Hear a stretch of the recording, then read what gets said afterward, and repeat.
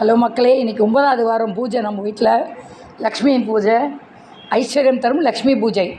அது இந்த வாரம் முடிச்சிடுறேன்ப்பா. நான் இந்த வாரம் ஃபஸ்ட்டு பிள்ளையாருக்கெல்லாம் சாமி கும்பிட்டாச்சு. அப்புறமா எப்போ போல் சிவனுக்கு பண்ணுவேன்.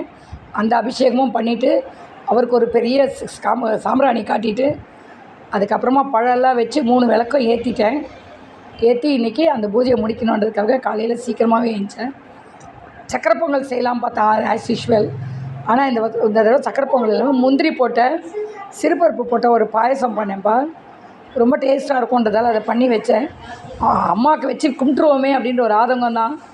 அந்த அம்மாவுக்கு அதே மாதிரி நிறைவேறிடுச்சு.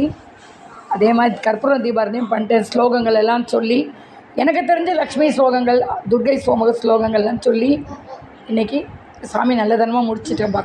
கும்பிட்டு எப்போ போல் ₹1 வெத்தலை காயின் வச்சுட்டேன். கொய்யா இலை கிடச்சிது. இன்றைக்காவது நெல்லி இலை கிடைக்கும் பார்த்தேன். சிட்டியில் இருக்கிறதால நமக்கு செடியெல்லாம் கிடைக்காதுப்பா. கொஞ்சம் எங்கேயோ ஒரு வீட்டில் தான் இருக்கும். அதனால் அதை வச்சு கும்பிட்டாச்சு. நான் பழங்கள் எல்லாம் நிறைய வாங்கிட்டு வந்தேன். அதனால் பழங்கள்லாம் வச்சு லக்ஷ்மிக்கு இந்த வாரத்தோட பூஜையை முடிச்சிட்டேன்ப்பா.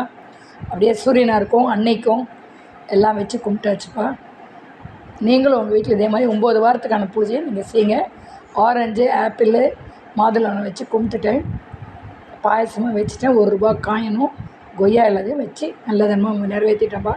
எல்லாம் வல்ல மகாலட்சுமி நமக்கு எல்லா அருளையும் கொடுத்து நம்மளை ஆசீர்வதிப்பாங்கன்னு நினச்சி நான் பண்ணேன். இந்த 9 வாரமும் நல்லதனமாக முடிச்சிட்டேன்ப்பா. நீங்களும் உங்கள் வீட்டில் பண்ணிவிட்டு அதே மாதிரி பூஜையை பண்ணுங்கப்பா.